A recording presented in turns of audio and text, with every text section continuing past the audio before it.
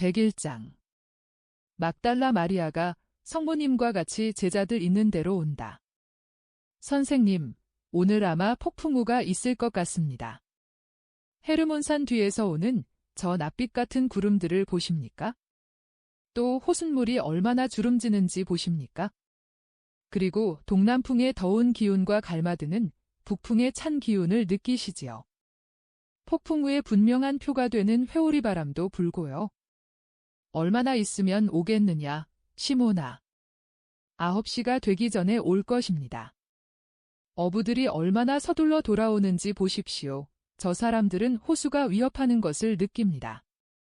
조금 있으면 호수도 낯빛이 됐다가 빛이 빛깔이 되고 그 다음에는 사나운 비바람이 옵니다. 그렇지만 아주 고요해 보이는데? 하고 쉽게 믿지 않는 토마가 말한다. 자넨 금을 알지만 난 물을 안단 말이야. 내가 말한 대로 될 거야? 이건 뜻하지 않은 폭풍우도 아니야. 분명한 징조로 준비되고 있단 말이야. 물의 표면은 고요하고 아무것도 아닌 것 같은 주름이 겨우 보일 뿐이지. 그렇지만 자네가 배를 타고 있어 봐. 배 밑바닥에 부딪혀 배를 이상하게 흔드는 수많은 충격 같은 걸 느낄 거야. 물이 벌써 밑에서 부글부글 끓고 있단 말이야. 하늘이 신호를 보내는 걸 기다리게. 그러면 알게 될 걸세. 북풍이 동남풍과 섞이는 걸 내버려두게. 그리고는 이봐요 부인네들, 밖에 넌 걸 들여가고 짐승들을 안전한 곳으로 대피시켜요. 오래지 않아 돌멩이들이 날아오고 비가 동이로 퍼붓는 것 같이 올 겁니다 하고 소리칠 걸세. 과연 대헤르몬산이 토해내는 것 같은 띠 모양의 구름이 끊임없이 오기 때문에 석반석 빛깔이 길게 뻗으면서 하늘은 점점 더 푸르스름하게 된다. 구름은 새벽이 오는 방향에서 몰아내서 마치 시간이 오정을 향하여 가지 않고 밤으로 돌아가는 것 같다. 다만 구름 덮이지 않은 하늘 한 군데만이 빛이 빛깔의 구름 장벽 뒤로 계속 도망쳐 달아나면서 가파르나움 서남쪽에 있는 야산 위로 황록색의 줄을 한 회 그어놓는다. 호수는 벌써 파란 하늘 빛깔이 없어지고 짙은 청색이 되었고 작은 파도들이 부딪혀 부서지며 일어나는 첫 번째 거품들은 어두운 수면에 실제적이 아닌 것 같이 보인다. 호수에는 배가 한 척도 없다. 남자들은 서둘러 무트로 끌어올리고 그물과 바구니와 돛과 놋 따위를 안으로 들이고 농부들은 물건들을 마소에서 서둘러 풀어내고 말뚝에서 밧줄을 끌러 짐승들을 외양간에 가둔다.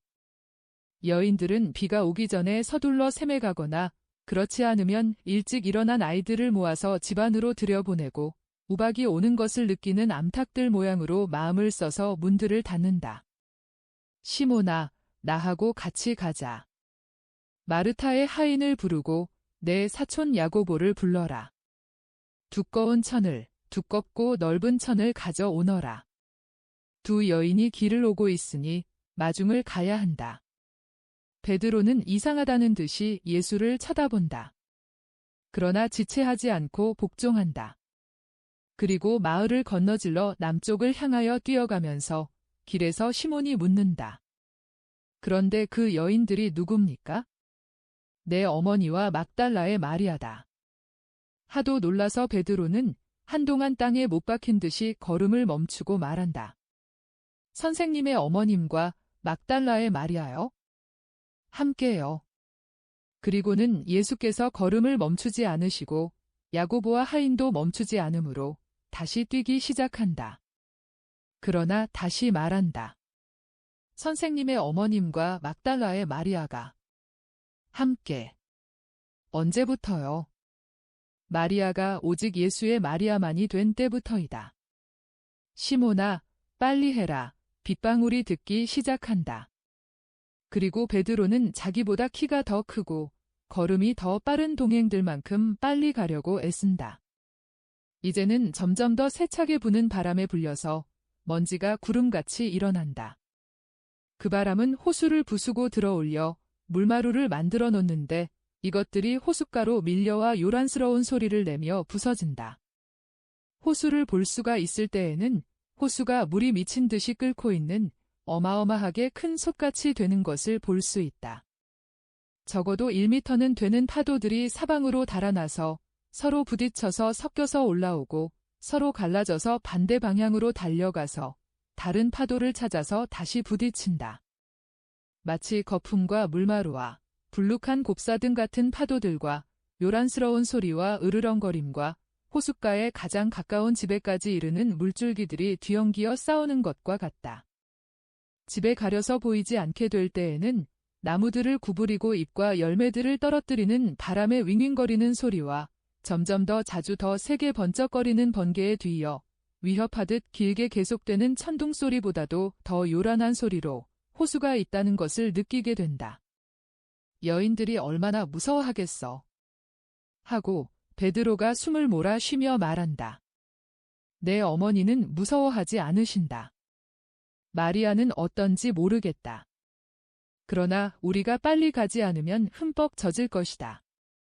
그들은 가파르니움을 지나서 몇백 미터를 갔다. 그때의 먼지가 구름같이 일어나고 소나기가 세차게 비스듬히 쏴하고 쏟아지기 시작하여 어두워진 하늘의 줄무늬를 놓고 이내 폭포같이 쏟아져 내려 눈이 안 보이게 하고 숨이 막히게 하는데 두 여인이 비를 피하려고 잎이 우거진 나무 밑으로 달려가는 것이 보인다. 저기 옵니다. 뛰어갑시다. 그러나 성모님에 대한 사랑으로 날개가 달린 것 같기는 해도 베드로가 짧기도 하고 달리는 사람의 소질은 조금도 가지지 못한 다리로 도착하였을 때는 예수와 야고보가 벌써 두꺼운 천으로 여인들을 덮은 뒤였다. 여기 남아 있을 수는 없습니다. 벼락 맞을 위험도 있고 또 얼마 안 있어서 길이 개울이 될 것입니다. 선생님, 적어도 첫 번째 집까지나 가십시다 하고 베드로가 숨을 헐떡이며 말한다. 그들은 여인들을 가운데 두고 천으로 여인들의 머리와 등을 덮으며 걸어간다. 시몬의 집에서 연회가 있었던 날 저녁에 입었던 옷을 아직 입었으나 어깨에는 지극히 거룩하신 성모님의 겉옷을 걸친 막달라 마리아에게 예수께서 맨 처음에 하신 말씀은 마리아야, 무섭지 않으냐? 하고 묻는 말씀이었다. 뛰어오는 동안에 풀어진 머리카락이 베일처럼 가리고 있는 머리를 계속 숙이고 있던 마리아는 얼굴을 붉히고 머리를 더 숙이면서 아니올시다, 주님 하고 속삭인다. 성모님도 머리핀이 없어져서 나은 머리가 어깨로 흘러내려 소녀와 같으시다. 그러나 곁에 계신 아드님께 미소를 보내신다. 예수께서도 미소로 말씀을 하신다. 마리아 아주머니 흠뻑 젖으셨군요 하고 알페오의 야고보가 성모님의 베일과 겉옷을 만지면서 말한다. 괜찮다. 그리고 지금은 비를 맞지 않는다. 그렇지 마리아야. 예수가 우리를 비에서도 구해주었다 하고 성모님은 막달라 마리아에게 말씀하신다. 성모님은 마리아의 괴롭고 난처한 입장을 느끼신다. 마리아는 머리로 그렇다는 표시를 한다. 언니가 너 돌아오는 것을 보고 기뻐하겠다. 언니는 가파르나움에 있다. 너를 찾아 나섰던 것이다 하고 예수께서 말씀하신다. 마리아는 잠깐 머리를 쳐들고 다른 제자들에게와 같이 자연스럽게 자기에게 말씀하시는 예수의 얼굴을 그 빛나는 눈으로 똑바로 쳐다본다. 그러나 아무 말도 하지 않는다. 너무나 벅찬 감동으로 기운이 쭉 빠져 있다. 예수께서 이렇게 덧붙이신다. 나는 마르타를 붙들어 둔 것을 기쁘게 생각한다. 나는 너희들에게 강복한 다음 떠나 보내겠다. 예수의 말씀은 가까이서 벼락치는 소리에 묻혀버린다. 막달라 마리아는 두려워하는 몸짓을 한다. 마리아는 두 손으로 얼굴을 가리고 몸을 구부리며 흐느껴 울기 시작한다. 무서워하지 말아요. 하고 베드로가 그를 안심시키려고 말한다. 벼락은 지나갔어요. 그리고 예수님과 함께 있으면 아무것도 무서울 게 없어요. 막달라 마리아 곁에 있는 야고보도 그에게 말한다. 울지 말아요. 집에 거의 다 왔어요.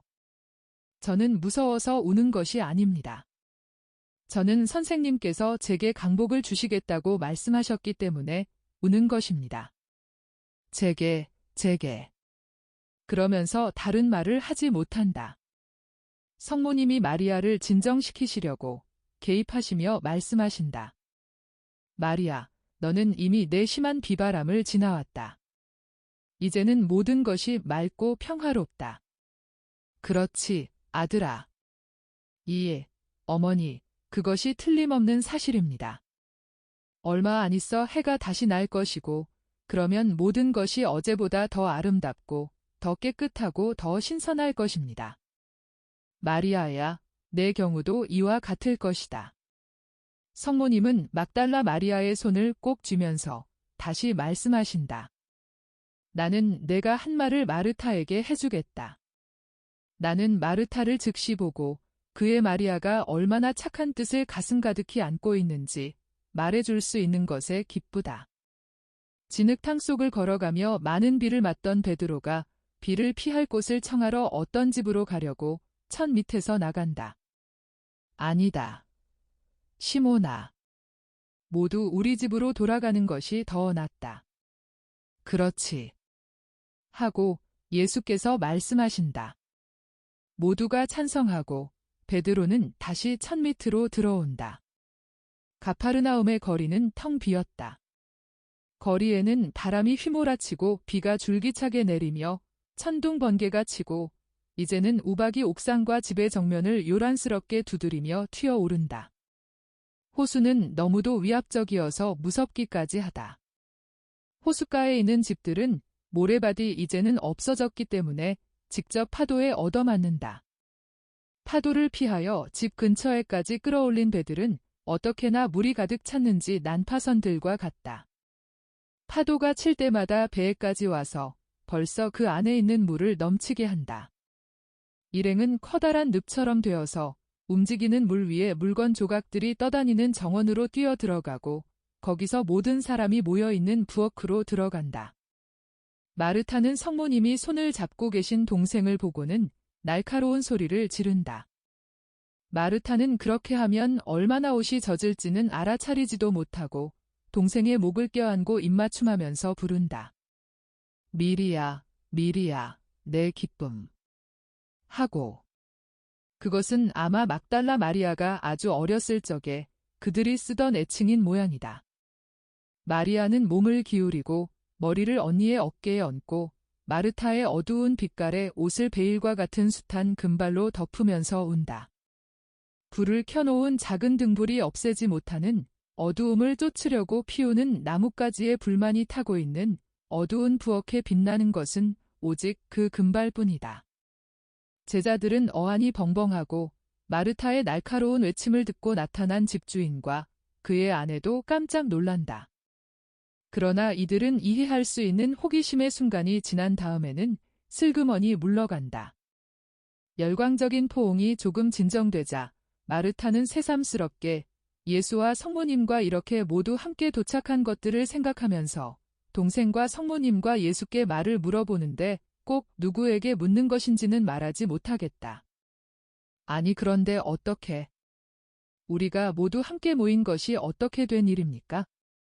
마르타야, 소나기가 몰려오기에 시몬과 야고보와 네 하인을 데리고 길을 오는 두 사람을 마중 나갔다. 마르타는 하도 놀라서 예수께서 그렇게 자신있게 두 여인의 마중을 나가셨다는 것을 곰곰이 생각하지 못하고 그렇지만 선생님은 알고 계셨습니까?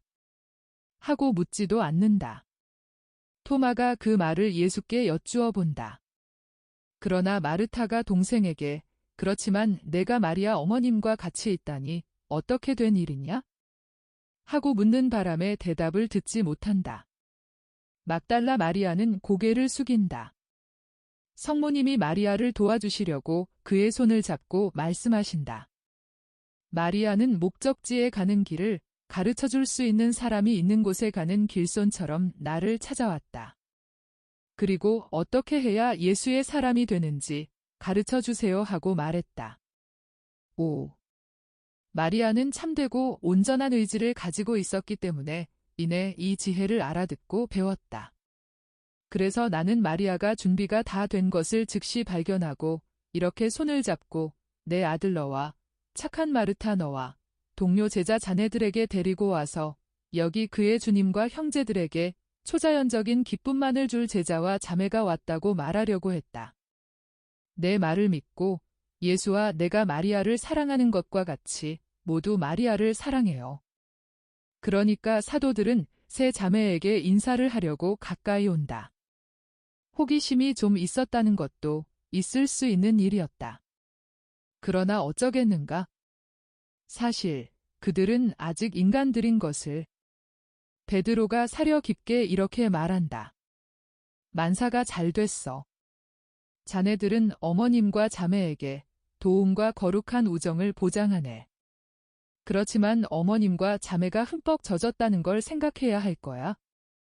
사실은 우리도 옷이 잔뜩 젖었지만 어머님과 자매의 경우는 훨씬 더 심하단 말이야. 머리에서는 폭풍우가 지나간 뒤에 수영버들에서 물방울이 떨어지듯 물방울이 떨어지고 옷은 온통 진흙투성이고 흠뻑 젖었단 말이야. 불을 피우고 옷을 가져오라고 하고 따뜻한 음식을 장만하세. 모두가 일을 시작하는데 마르타는 흠뻑 젖은 두 길손을 방으로 데리고 가고 그동안 사도들은 불을 더 활활 타오르게 하고 완전히 젖은 겉옷과 베일과 옷들을 불 앞에 널어 놓는다. 그들이 어떻게 할 수 있는지 모르겠다. 내가 아는 것은 훌륭한 살림꾼의 활기를 되찾은 마르타가 두 마리아를 도우려고 뜨거운 물냄비와 김이 무럭무럭 나는 양젖잔과 집주인 여자가 빌려준 옷들을 가지고 열심히 왔다 갔다 한다는 것이다. 백이장. 어부들의 비유. 모두가 2층 큰 방에 모여 있다. 맹렬한 비바람이 오래 계속되는 비로 변하여 때로는 그치려는 것처럼 가늘어졌다가 다시 세차게 쏟아지기도 한다. 호수가 오늘은 정말 파란 빛깔이 아니고 뇌우가 돌풍을 동반할 때에는 거품이 길게 퍼지면서 누르스름하게 되고 뇌우가 가라앉을 때에는 흰 거품이 일며 납빛깔이 된다. 야산들은 물이 철철 흘러 아직도 비를 맞아 축 늘어진 잎들과 바람에 부러져서 늘어져 있는 가지들과 우박으로 떨어져 나간 수많은 잎들과 더불어 사방에 누런 물을 쏟아 놓는 개울들을 이루며 그 물들은 비탈에서 나뭇잎과 돌과 흙을 떼어내서 호수로 실어간다. 빛은 가려진 채로 푸르스름하게 보인다. 방 안에는 야산 쪽으로 난 창문 곁에 성모님이 마르타와 막달라 마리아와 누군지 정확히 알 수 없는 다른 두 여자와 같이 앉아 계신다. 그러나 이 여자들이 마음 편하게 앉아 있는 것으로 보아 벌써 예수와 성모님과 사도들에게 알려진 여자들이라는 생각이 든다. 고개를 숙이고 성모님과 마르타 사이에 꼼짝하지 않고 있는 막달라 마리아보다는 분명히 더 마음 편하게 앉아 있다. 성모님과 막달라 마리아는 불에 말리고 진흙을 없앤 그들의 옷을 다시 입었다. 아니, 나는 생각을 잘못 표현한다. 성모님은 짙은 청색 모직으로 만든 당신 옷을 다시 입으셨다. 그러나 막달라 마리아는 키가 크고 몸이 실한 그에게는 짧고 좁은 빌린 옷을 입었기 때문에 언니의 겉옷을 입어서 옷의 결함에 대비하려고 한다. 막달라 마리아는 머리를 두 갈래로 굵게 따아서 목덜미에 아무렇게나 매놓았다. 그 육중한 무게를 지탱하려면 여기저기 모아서 꽂아놓은 핀 몇 개보다는 훨씬 많은 핀이 필요하겠기 때문이다. 과연 그 뒤로 나는 막달라 마리아가 리본으로 핀들을 보충하는 것을 눈여겨보았는데 그 리본은 밀집 빛깔이 머리카락의 금빛과 섞여서 고운 왕관형 머리장식처럼 보였다. 방의 다른 쪽에는 예수께서 사도들과 집주인과 같이 창가에 놓은 등 없는 걸상에 앉아 계시다. 마르타의 하인은 거기 없다. 베드로와 다른 어부들은 날씨를 살펴보며 다음 날의 날씨에 대한 예측을 한다. 예수께서는 사람들이 말하는 것을 들으시거나 이 말 저 말에 대답을 하신다. 내가 알았더라면 어머니도 오시라고 했을 텐데. 이 여자가 동료들과 익숙해지는 것이 좋거든 하고 제베데오의 야고보가 여자들 쪽을 바라다 보면서 말한다. 그래. 알았더라면 말이야. 그렇지만 어머니는 마리아 아주머니와 같이 오시지 않았을까? 하고 타데오가 아우 야고보에게 묻는다. 모르겠어. 나도 그걸 이상히 생각했어. 병이 나신 게 아닐까? 그럼 마리아 아주머니가 말해주셨을 거야? 가서 물어봐야지. 그러면서 타데오는 여자들 쪽으로 간다. 성모님이 맑은 목소리로 대답하시는 것이 들린다. 어머니는 안녕하시다. 내가 이 더위에 어머니가 몹시 피로하실 것을 면하게 했다. 우리는 두 소녀처럼 슬그머니 빠져나왔다. 그렇지, 마리아. 마리아는 밤이 이슥해서 왔고 우리는 새벽에 길을 떠났다. 나는 그저 알페오에게 여기 열쇠가 있다. 나는 곧 돌아올 거다. 어머니한테 그 말을 해라 라고만 말했다. 그리고 온 거다. 어머니, 우리는 함께 돌아갈 것입니다. 날씨가 좋아지고 마리아가 옷을 가지게 되는 즉시 우리는 모두 함께 갈릴레아를 건너질러 자매를 가장 안전한 길까지 배웅할 것입니다.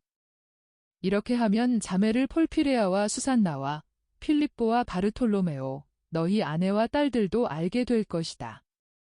자매들을 알게 될 것이다 하고 말씀하시고 마리아를 알게 될 것이다. 하고 말씀하지 않으신 이 말씀은 호감이 간다. 이 말씀은 강하기도 하여 구속된 여자에 대한 사도들의 모든 선입관과 마음속의 유보사항들을 무너뜨린다. 예수께서는 사도들의 반대와 막달라 마리아가 느끼는 거북한 느낌 따위 모두를 쳐부수시면서 막달라 마리아를 받아들이게 하신다. 마르타는 얼굴이 환해지고 막달라 마리아는 얼굴을 붉히고 애원하는 눈길인지 감사하는 눈길인지 불안한 눈길인지 알 수 없는 눈길을 보인다. 지극히 거룩하신 성모님은 부드럽게 미소 지으신다. 우선 어디로 갑니까, 선생님? 벳사이다로 갔다가 막달라와 티베리아와 가나로 해서 나자렛으로 간다. 거기서 야파와 세메론으로 해서 갈릴레아의 베들레헴으로 갔다가 시카미논과 가이사리아로 간다. 예수의 말씀은 막달라 마리아의 흐느껴 우는 소리로 중단된다. 예수께서는 고개를 들어 그를 바라다보시더니 아무 일도 없었던 것처럼 말씀을 이으신다. 가이사리아에서 너희들의 마차를 만날 것이다. 내가 하인에게 이렇게 명령했다. 그래서 너희는 베다니아로 가거라. 우리는 그런 다음 장막절에 다시 만난다. 막달라 마리아는 이내 침착해졌으나 언니가 묻는 말에는 대답하지 않고 방에서 나가 아마 잠깐 동안 부엌으로 피해가는 모양이다. 예수님, 마리아는 어떤 도시들에 가야 한다는 말을 듣고 괴로워하는 것입니다. 그 애를 이해해야 합니다. 선생님, 이 말은 선생님께보다는 제자들에게 더 하는 말입니다 하고 마르타가 겸손하고 몹시 괴로워하며 말한다. 마르타야, 내 말이 옳다. 그러나 그렇게 해야 한다. 만일 마리아가 즉시 세상과 당당히 맞서 싸우지 않고 체면이라는 저 무서운 폭군을 때려 부수지 않으면 그의 영웅적인 회개가 마비된 채로 있을 것이다. 즉시 또 우리와 함께 하지 않으면? 우리하고 같이 있으면 아무도 무슨 말을 못할 거야. 마르타, 내가 장담해요. 또 내 모든 동료를 대신해서 장담해요 하고 베드로가 약속한다. 물론이지. 우리는 마리아를 누이 동생처럼 감싸줄 거야. 사실 마리아 아주머니가 말씀하신 것처럼 우리에게는 마리아가 누이 동생이고 장차도 누이 동생으로 있을 거야 하고 타데오가 확인한다. 또 그리고 우리는 모두가 죄인이고 세상은 우리를 너그럽게 봐주지 않았어. 그래서 우리는 마리아의 투쟁을 이해해 하고 열성당원이 말한다. 나는 마리아를 모든 사람보다도 더 잘 이해해. 우리가 죄를 지은 곳에서 사는 것은 매우 공포가 되는 일이야. 사람들은 우리가 누구라는 걸 알고 있거든. 그것은 고통스러운 일이야. 그러나 그것에 저항하는 것이 정의와 영광이 되기도 해. 우리 안에 있는 하느님의 능력이 명백하기 때문에, 바로 그렇기 때문에 우리는 입을 벌리지 않고서도 사람들을 회개하게 한단 말이야 하고 마테오가 말한다. 마르타야, 너도 보다시피 내 동생은 모두에게 이해를 받고 모두에게 사랑을 받는다. 그리고 점점 더 이해를 받고 사랑을 받을 것이다. 마리아는 죄를 지어 떨고 있는 많은 영혼에게 방향을 표시하는 표지가 될 것이다. 또 착한 사람들에게도 큰 힘이 될 것이다. 마리아가 인간 감정의 마지막 사슬을 끄는 다음에는 사랑의 불꽃이 되겠기 때문이다. 마리아는 넘쳐 흐르는 그의 감정의 방향을 바꾸었을 뿐이다. 마리아는 그가 가지고 있는 강력한 사랑하는 능력을 초자연적인 면으로 옮겼다. 그래서 다음에는 놀라운 일들을 할 것이다. 나는 너희들에게 분명히 말한다. 지금은 마리아가 아직 불안해하고 있다. 그러나 너희들은 마리아가 날이 갈수록 진정되고 그의 새 생활을 더욱 힘차게 해나가는 것을 볼 것이다. 시몬의 집에서 나는 이 여자는 많이 사랑하기 때문에 많이 용서받았소 하고 말했다. 이제는 정말이지 마리아가 힘을 다하고 영혼을 다 바치고 생각을 다하여 그리고 피와 살을 다하여 제물이 되기까지 하느님을 사랑하겠기 때문에 모든 것에 대한 용서를 받을 것이라고 말하겠다. 이 말씀을 들을 만한 자격이 있는 여자는 대단히 행복합니다. 저도 그런 말씀을 들을 자격이 있었으면 좋겠습니다 하고 안드레아가 한숨을 쉰다. 내가. 그러나 너는 벌써 그 말을 들을 자격이 있다. 우리 어부 이리 오너라. 바로 너를 두고 생각해낸 것 같은 비유를 하나 말해주겠다. 선생님, 기다리십시오. 제가 마리아를 데리러 가겠습니다. 마리아는 선생님의 가르치심을 몹시 알고 싶어 합니다. 마르타가 나가는 동안 다른 사람들은 의자들을 예수 둘레의 반원이 되도록 배치한다. 두 자매는 돌아와서 지극히 거룩하신 성모님 옆자리에 다시 앉는다. 예수께서 말씀을 시작하신다. 어부들이 먼 바다로 나가서 그물을 쳤다. 그리고 필요한 시간이 지난 다음 그물을 뱃전으로 끌어올렸다. 어부들은 매우 힘드는 그들의 일을 주인의 명령으로 하고 있는 것이었다. 주인은 그들에게 그의 도시에 제일 좋은 생선을 대주라는 책임을 지워주며 이렇게 말했었다. 해롭거나 질이 떨어지는 고기는 무대에 옮기지도 말고 바다에 다시 던져라. 다른 어부들이 그 고기를 잡을 것이다.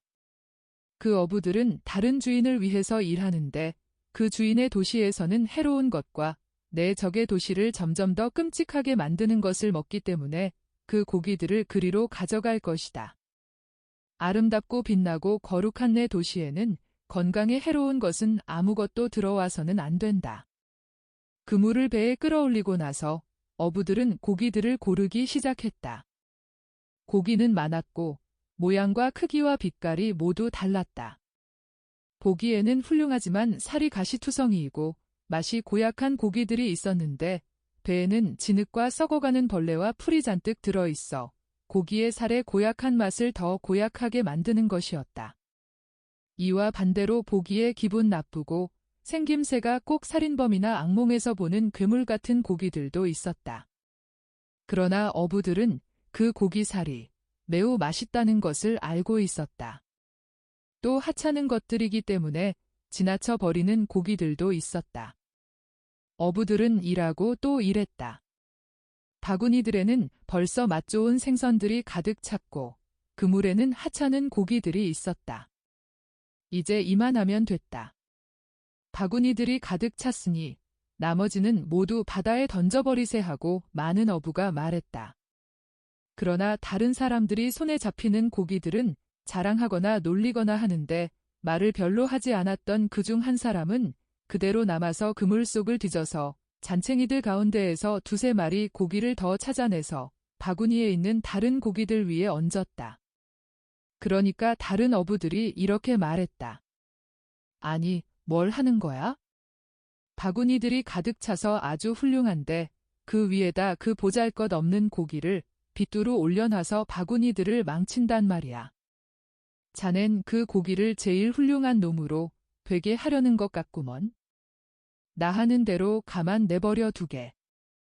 난 이 고기 종류를 잘 알고 이놈이 얼마나 이익을 주고 즐겁게 하는지를 안단 말이야. 이 비유는 무더기 가운데에서 가장 좋은 고기를 구별할 줄 알았던 참을성 있고 도통하고 말이 많지 않은 어부에 대한 주인의 축복으로 끝난다. 이제는 이 비유를 내가 어떻게 적용하는지 들어라. 아름답고 빛나고 거룩한 도시의 주인은 주님이시다. 도시는 하늘나라이고 어부들은 내 사도들이다. 그리고 바다의 물고기들은 갖가지 사람이 섞여 사는 인류이다. 좋은 생선은 성인들이고 무서운 도시의 주인은 사탄이고 소름 끼치는 도시는 지옥이다. 그의 어부들은 세상과 육체와 사탄의 종들 안에 구현되는 나쁜 정열들이다. 사탄의 종에는 영들, 즉 마귀들도 있고 인간적인 것들, 즉 저희들과 같은 사람들을 타락시키는 자들도 있다. 나쁜 물고기들은 하늘나라에 들어갈 자격이 없는 인류, 즉 지옥에 떨어지는 사람들이다. 하느님의 도시를 위해 영혼을 낚는 사람들 가운데에는 참을성이 덜한 동료들이 얼핏 보아서 좋아 보이는 것만을 집어간 바로 그 인류의 계층에서 꾸준하게 찾을 줄을 아는 어부에 참을성 있는 지식과 경쟁하는 사람들이 항상 있을 것이다. 또 고기를 고르는 데에는 영혼들의 목소리와 초자연적인 지시를 듣기 위해 주의와 침묵이 요구되는데 불행히도 정신이 산만하고 수다를 떠는 바람에 좋은 물고기들을 보지 못해서 잃는 어부들도 있을 것이다. 또 너무 비타협적이어서 겉으로는 완전하지 않지만 나머지 모든 일에 있어서는 훌륭한 영혼들을 쫓아내는 사람들도 있을 것이다. 너희가 나를 위해 잡는 물고기 중에 하나가 지난날에 쌓은 흔적을 보이고 여러 가지 원인으로 인해 생긴 절단을 보인다 하더라도 그것들이 그의 정신에 손상을 입히지 않는다면 무슨 상관이 있느냐? 그 중에 하나가 원수에게서 빠져나오느라고 상처를 입고 그 상처를 가진 채로 나타난다 하더라도 그의 마음이 하느님의 것이 되고 싶다는 명백한 의지를 보이면 무슨 상관이 있느냐? 시련을 겪은 영혼들이 확실한 영혼들이다. 기저귀와 요람과 어머니의 보호를 받아 만족해서 얌전히 자고 있거나 조용히 미소 짓는 어린아이와 같은 영혼들보다 더 확실한 영혼이란 말이다.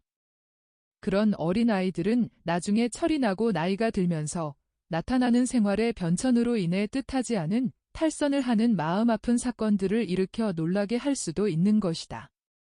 탕자의 비유를 기억하길 바란다. 너희는 다른 비유를 기억하길 바란다. 너희는 다른 비유들도 듣게 될 것이다. 그것은 양심들을 살펴보고 양심들을 지도하는 데 있어서 택해야 할 방식을 어떻게 해야 올바르게 식별할 수 있는지를 너희 마음속 깊이 새겨주기 위해서 내가 항상 노력하겠기 때문이다. 양심들은 독자적인 것들이고 따라서 각자가 유혹을 당하고 가르침을 받을 때에 느끼고 반응을 보이고 하는 방식이 독특한 것이다. 영혼들을 고르는 일이 쉬운 일이라고 생각하지 말아라. 오히려 그와 정반대이다. 그 일에는 하느님의 빛으로 완전히 비추어진 영적인 눈이 요구되고 하느님의 지혜가 깊이 파고든 총명이 필요하고 영웅적 단계에까지 이른 덕행을 가지고 있어야 하며 무엇보다도 사랑이 요구된다. 그 일에는 정신을 집중해서 묵상하는 능력이 요구된다. 어떤 영혼이든지 너희가 읽고 묵상해야 하는 이해하기 어려운 글과 같기 때문이다. 그 일에는 모든 이기주의적인 이해관계를 잊어버리고 하느님과 계속해서 일치해 있는 것이 요구된다. 영혼들과 하느님을 위해 살아야 하고 편견과 원한과 반감을 극복해야 하며 아버지들과 같이 자상하고 군인들과 같이 엄격해야 한다. 조언을 하고 용기를 다시 주기 위해 자상해야 하고 이것은 하면 안 되는 것이니 하지 말아라. 또는 그것은 해서 좋은 일이니 그렇게 해라 하고 말하기 위해 엄격해야 하는 것이다. 많은 영혼이 지옥의 늪에 던져지리라는 것을 생각해야 하기 때문이다. 그러나 죄인들의 영혼들만이 있지 않고 복음을 전하는 어부들의 영혼들도 있을 것이다. 그들의 임무를 게을리해서 많은 영이 멸망하는데 이바지했을 영혼들 말이다. 천사들이 비유에 나오는 어부들과 같이 의인들과 악인들을 갈라놓아서 심판자의 준엄한 명령으로 착한 사람들은 하늘로 가고 악인들은 영원한 불로 가게 할 어떤 날, 즉 이 세상의 마지막 날이고 완전하고 영원한 예루살렘의 첫날인 어느 날이 올 것이다. 그때에는 어부들과 어부들이 낚았을 사람들에 관한 진실이 알려질 것이고 위선이 사라지고 하느님의 백성이 그 지도자들과 그들이 구제한 사람들과 더불어 있는 그대로 나타날 것이다. 그때에는 겉으로 가장 하찮은 사람으로 보이거나 가장 난폭하게 다루어진 것으로 보이는 많은 사람들이 하늘의 광채가 되어 있고 조용하고 참을성 있는 어부들이 바로 일을 더 많이 해서 그들이 구해준 모든 사람들 때문에 지금 보석들로 빛나는 저 사람들이라는 것을 우리가 알게 될 것이다. 자, 비유도 말했고 해석도 해주었다. 그런데 내 아우가? 아니. 베드로는 동생을 들여다보고 또 들여다본다. 그런 다음 막달라 마리아를 바라다본다. 아니야, 형 마리아의 경우에는 내가 아무 공로도 없어. 선생님이 혼자 행하신 거야 하고 안드레아가 솔직하게 말한다. 그렇지만 다른 어부들, 즉 사탄의 어부들은 나머지를 전부 잡습니까? 하고 바르톨로메오가 묻는다. 그들은 가장 나은 사람들을 잡으려고 애쓴다. 즉, 은총에 더 큰 기적을 행할 수 있는 영혼을 잡으려고 애를 쓴다. 그래서 그 일을 하기 위해 그들의 유혹 이외의 사람들도 사용한다. 세상에는 팥죽 한 사발 때문에 그들의 장자의 권리를 팔아먹는 사람이 너무도 많다. 선생님, 세상의 물건 때문에 유혹에 넘어가는 사람이 많다고 저번 날 말씀하셨는데 그 사람들도 역시 사탄을 위해 고기잡이를 하는 자들입니까? 하고 알페오의 야고보가 묻는다. 그렇다. 그 비유에서는 그 사람이 그에게 많은 쾌락을 줄 수 있는 재물에 마음이 끌려 하늘나라의 보물에 대한 권리를 모두 잃는다. 그러나 잘 들어두어라. 사람 100명 중에 황금의 유혹이나 다른 유혹에 저항한 줄 아는 사람은 3분의 1에 불과하고 이 3분의 1 중에서도 영웅적으로 그렇게 할 줄 아는 사람은 반밖에 없다. 세상은 자발적으로 죄의 사슬로 스스로를 졸라매기 때문에 질식해 죽는다. 허망하고 하찮은 재산을 가지는 것보다는 모든 것을 다 잃는 것이 더 낫다. 빈틈없는 보석상들처럼 행동할 줄 알아라. 어떤 곳에서 아주 희귀한 진주를 건져냈다는 것을 알게 되면 그들은 작은 보석을 많이 그들의 금고에 보관하는 데에는 관심을 가지지 않고 그 희한한 진주를 사려고 모든 것을 처분한다. 그렇다면 왜 선생님 자신이 선생님을 따르는 사람들에게 주시는 사명에 구별을 두시고 또 왜 저희더러 저희들의 사명을 하느님의 선물로 생각해야 된다고 말씀하십니까? 그렇다면 그 사명들도 하늘나라와 비교하면 하찮은 것들이니까 그것도 포기해야 하겠군요 하고 바르톨로메오가 말한다. 그것은 하찮은 것들이 아니고 방법들이다. 그것들이 인생에 있어서 인간적인 목적이 된다면 그것들은 중요성이 없는 물건들일 것이다. 아니 더 적절히 말하자면 더러워진 지푸라기일 것이다. 이해관계가 있는 인간적인 목적으로 어떤 지위를 얻으려고 수를 쓰는 사람은 그 지위가 거룩한 것일지라도 그것을 더럽혀진 지푸라기를 만드는 것이다.